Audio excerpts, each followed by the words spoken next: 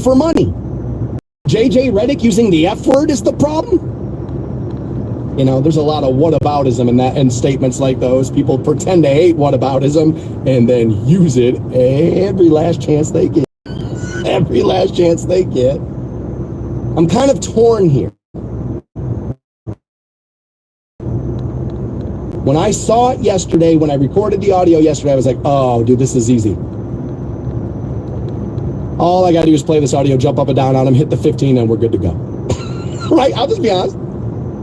But then I went home and I started to think about it. As a person who uses a microphone for a living, wide access, less people probably listening to this every day than watch that press conference. I would probably admit that to you. But pretty wide access, large audience. I know what the numbers are. Thank you, by the way. And I will use language some people feel is and people get mad about that, like real mad about it. It used to be one of those things people are like, all right, joking around or whatever. It's not necessarily calling every woman a hoe. Okay, we can relax. Now it's like, I don't know if you should use that word at all, ever. There are some people who feel that. That's not even the biggest one. I use the word bitch a lot. Some people don't like that one. I use it for men. I use it for women. I use it just as an exclamation point sometimes. Plenty of you have a problem with that. I still do it. That isn't even the one I thought about first last night when I went to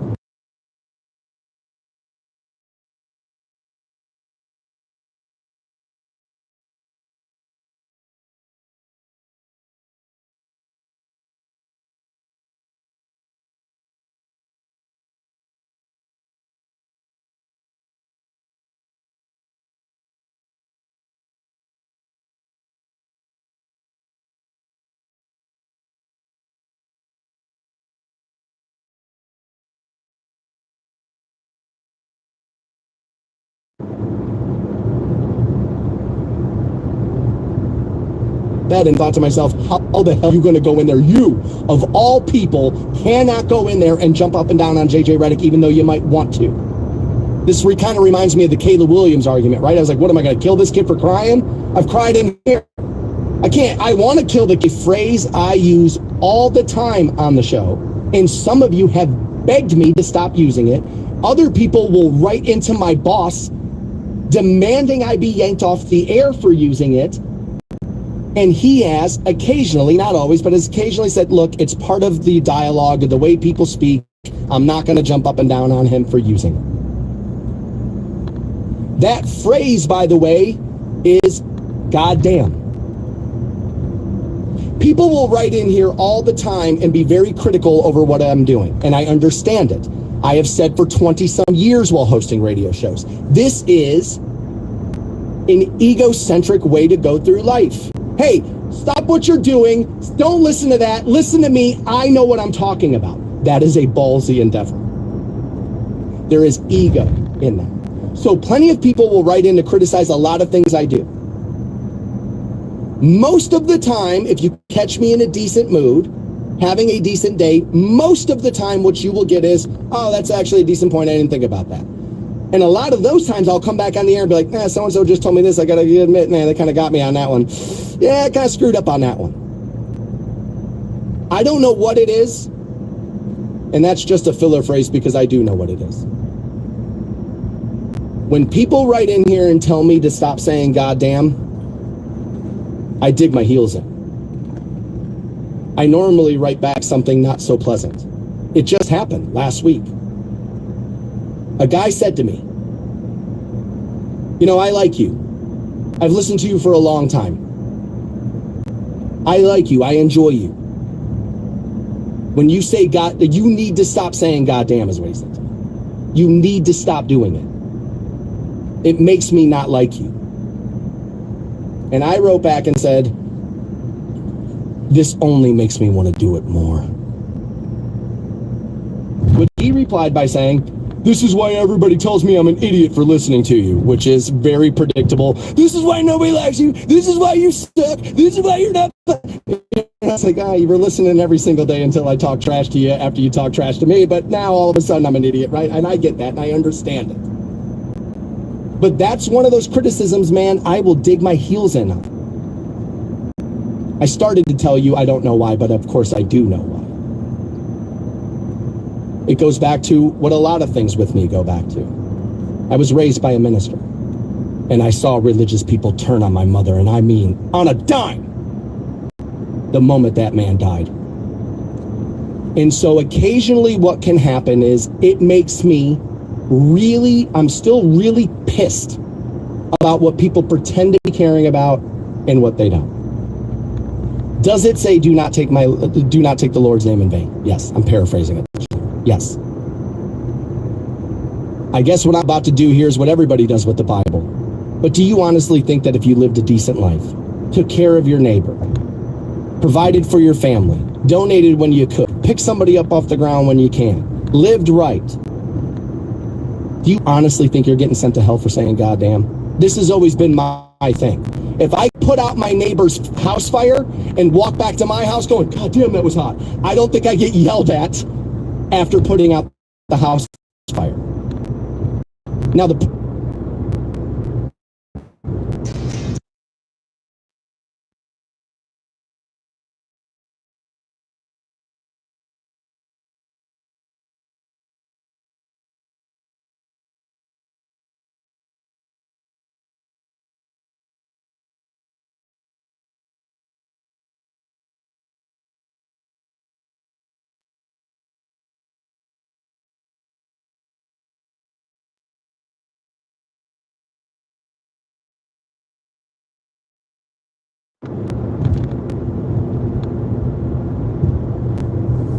pushback on that, and you'd be right about it, is, am I putting out house fires every day? The answer is no, I'm not. I want to be critical on JJ Redick. I'm just not sure I'm the guy that gets to. 330-450-7625 to send a text to the studio.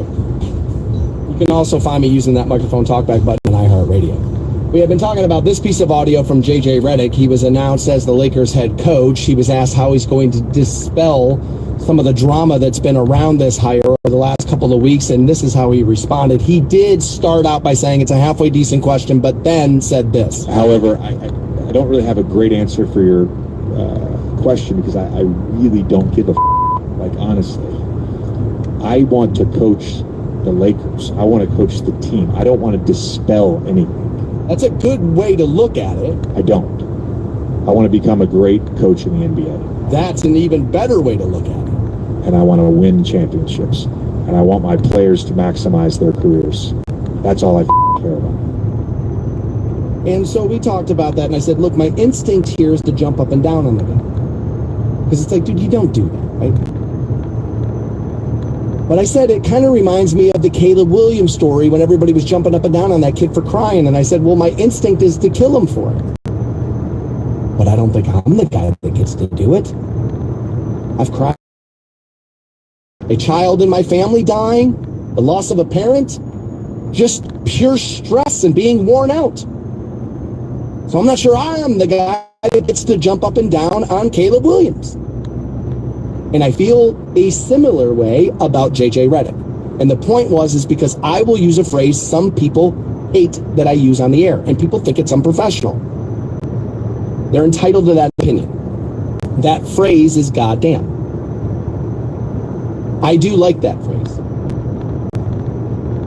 I don't mean to say, like, I love it, I'm never giving it up. But somehow, like, you know how you just kind of say things, it's just like part of the way your speaking style, like it's just who you are. And that's one of those, it just sounds natural to me.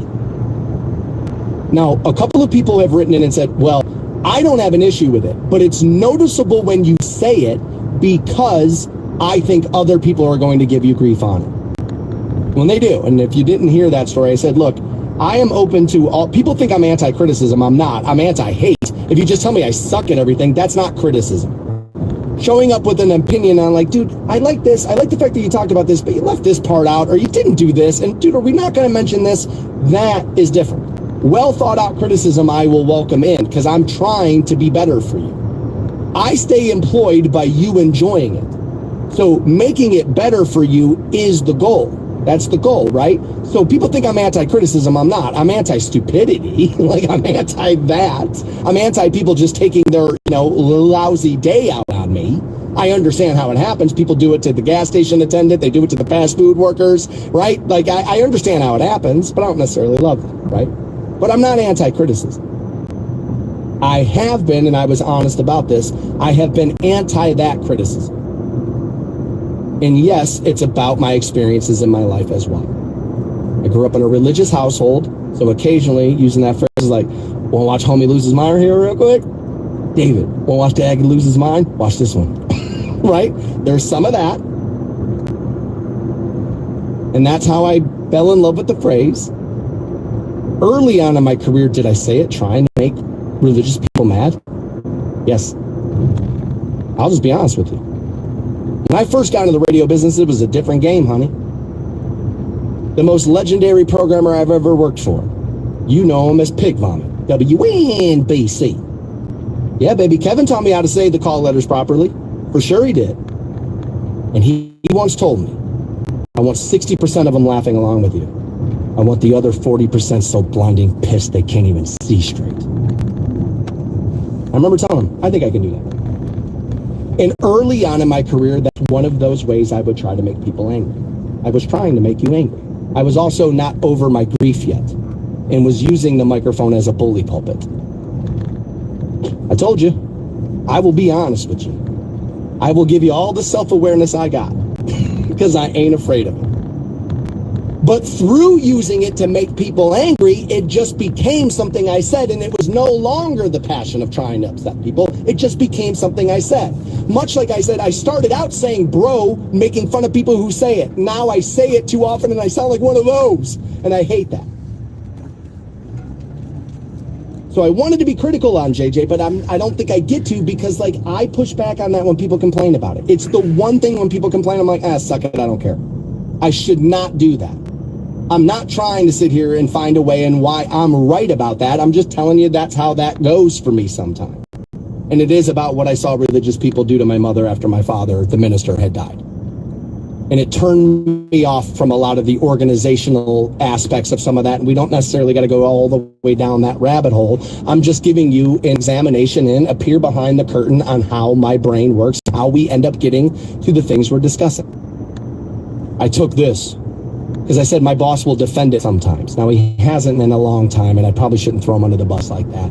But he had emailed somebody back once upon a time and said, look, it's part of the way people talk. I'm not going to kill him for it. So people said, what would your boss say if you said Allah damn versus goddamn? Allah damn, Allah damn, Allah damn, Allah damn, Allah damn. 1 for good measure, 6, Allah damn. Absolutely nothing will happen. Your whataboutism isn't going to work. There's no black SUV that's going to pull up in the parking lot and yank me out of here because secretly they're in it with the... That's not a thing. That's not a real thing. I don't want to spend most of the time on that because one person said that and the rest of you are intelligent and realize that is a terrible analogy. You can catch comedian Pat McGann on the show with me tomorrow, that at 9 a.m. Pat hitting the road with Sebastian Maniscalco. And we'll talk to Pat, Chicago native, that tomorrow at 9 here on the program. We had been talking a little JJ Redick over his introductory press conference as being the new Lakers head coach. Here's what happened. However, I don't really have a great answer for your question because I really don't give a like, honestly. I want to coach the Lakers. I want to coach the team. I don't want to dispel anything. I don't. I want to become a great coach in the NBA, and I want to win championships, and I want my players to maximize their careers. That's all I care about. And people are looking to either celebrate it because, you know, people like the authenticity of that, and I could understand it because I think that's why a lot of you like me. Some people will tell me all the time, dude, it's not that I agree with you ever, but you're the most authentic dude I've ever heard on the radio for sure, and that pulls me in. So I understand liking the authenticity of it. I get it. That is, I mean, it's essentially, it's valuable authenticity, right? And we've seen too many custom-tailored statements in the line, and people got a little turned off by the PR statements. So I get that. The unfortunate thing for JJ is he had some really good thoughts there about what he cares about. And I want my players to maximize their careers. I don't think enough coaches talk about that. Maybe some do. Maybe we just don't hear about it as much. That could be fair. But those are all going to go underreported on because people are going to focus on the profanity. Now, again, ESPN in the middle of the day is allowing Pat McAfee to use the S word. We're headed here. I've been upset about this forever because, like, people will complain about what gets said on the radio and then go download podcasts with the worst language ever and listen to it in front of their children. And it's upset me. It has. It's always been like, what the hell are we doing? Right? It kind of makes me crazy. That being said, I've understood why not everybody in the broadcast industry should be able to say whatever they want whenever they want when I'm talking about profanity, because plenty of people would not use it in a responsible manner. And it would kind of drive us towards the bottom, I believe, just letting everybody say all the profanity. Now, the flip of that is what?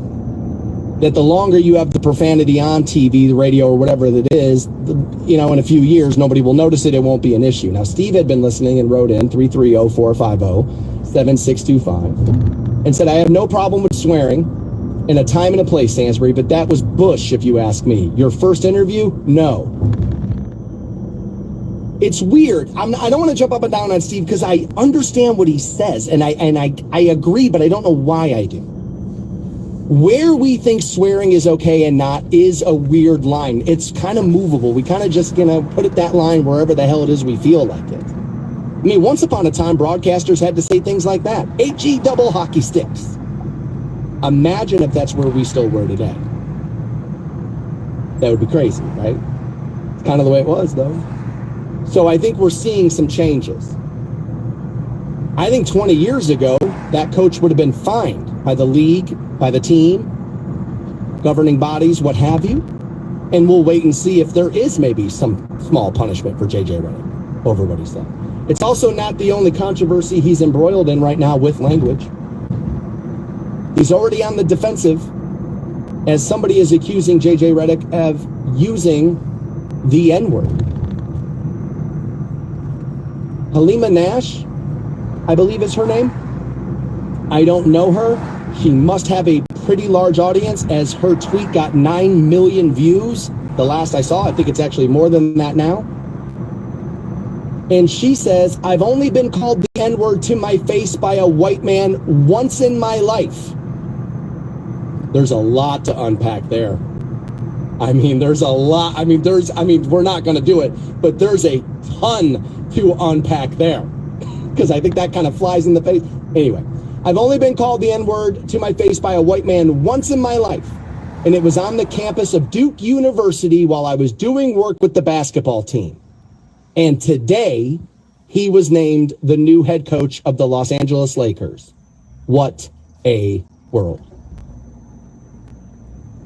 He has already come out and said, oh, no, this is crazy. It's not true. He's denying all of this. I'm paraphrasing those denials there. And I don't know what happened. But this reminds me of not that long ago when this woman had said she was sitting on that Aaron Rodgers info, that he was going, all this stuff. I said, no, you weren't. When the whole league was looking to dump on Aaron Rodgers for being anti-COVID and anti-all that stuff, everybody was just dumping on that guy. You're telling people you had that information before that happened and you didn't release it then. It's only coming out now with the buddying up with RFK Jr. You're lying. You would have used that. A journalist would have used that during the COVID thing to get those headlines, to get those clicks the way everybody was looking to do with Aaron Rodgers. Don't lie. If you had the info, you would have whipped it out.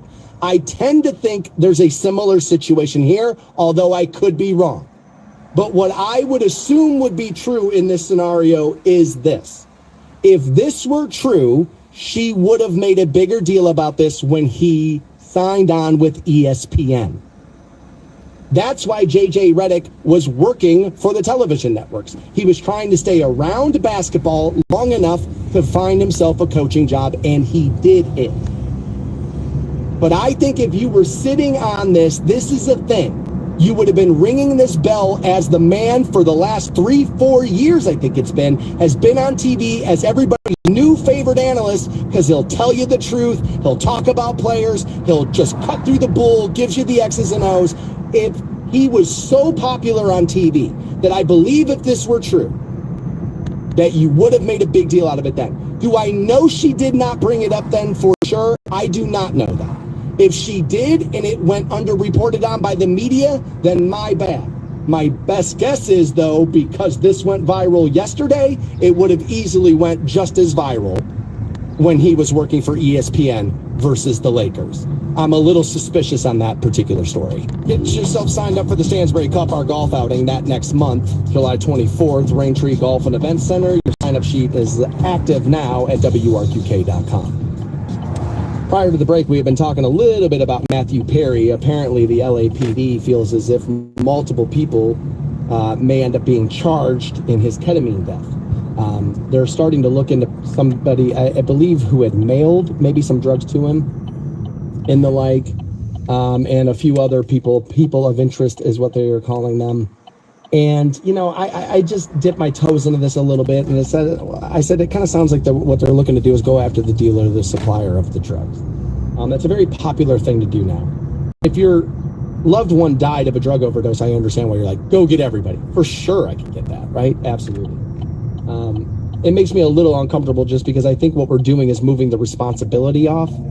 Now, people ask me, dude, are you defending drug dealers? It's like, well, no, but we have crimes for drug dealers already. Selling drugs is illegal. Charge them for that, punish them for that, or make the punishments for selling drugs harsher. But charging people for the death of somebody else, I think that's where it's like, I understand it. I don't necessarily love it. Lisa had been listening and said, I read his book, Stansbury. He would go to open houses and steal drugs from different houses. You can't blame dealers. He was a mess. And by the way, it had been well documented, his mess. Right? I mean, all you got to do is go back and watch the shows, and you can see a weight difference. Now, most of you know Matthew Perry through Friends, right? Matthew Perry spent time on two of my favorite shows of all time, one of which he was a main character in. The first show, he was only in a couple of episodes, but he was fantastic in it. That was The West Wing. He played a lawyer that ends up going to work for the White House there. And then you could notice a weight difference in him in like the 4 episodes he was in. Then he teamed up with Aaron Sorkin again after The West Wing wrapped, and he played the main character, Matt Albee, in one of my favorite shows of all time called Studio 60 on the Sunset Strip. About 11 people saw it. Right? I love it. Actually bought the series on Apple, so I have it. I love it. As a matter of fact, another listener of mine sent me the DVD box set of it because he knew I was worried about streaming going away, and I wanted to make sure I had Studio 60. Thanks, Dwayne. I appreciate that. The special features on that were awesome. Thank you for that. But if you watch that, and most of you won't, again, you can't really stream it anywhere, he looks like a completely different person in the first part of that series versus the second, because that's what drugs do to people. That's kind of what they do. So essentially what I'm saying here is the mess that is Matthew Perry probably went through 9 different dealers at some point, right? So I don't know how much of it is really their fault. You know, there's another angle of this, or another way to look at it, I should say. It's a radio podcast. Is it the drive-thru's fault? Is it the spoon's Can't fault? play music while I drive, or is I it get the person copyrighted. who ordered So the thing? Notice that? can't We do copyright that with people that. talking. That's what you get for being a fat tub of lard. But when it comes to this, we're like, I don't know about that. You know what I mean? It's a very interesting thing. Again, I don't feel so strongly that we shouldn't be charging people. I'm like, nah, man, I'm right about this. I got to dig my heels in. I got to fight about it, and I'm going to win. I don't feel that strongly about it. And like I said, if you have lost a family member over drug addiction, over an overdose, something like that, I understand why you feel that way. I get why Mothers Against Drunk Driving began. I get how that began. I get it. I understand that. I understand why they want to blame the bar, the retailer, and everybody. I understand that. It's pain. It's grief. And it has to go somewhere. So I get how it comes about. I'm just not necessarily sure. Moving responsibility off of people I don't think has benefited us overall. I worry about that. But I guess we'll wait and see who gets charged and for what. about Matthew Perry. As, again, the LAPD says, we're going to look a little more into this, and a couple of individuals will see what we get there. Zach says, I would argue the whole 9 yards and whole 10 yards are the most underrated pieces of media with Matthew Perry. Well, once you start saying with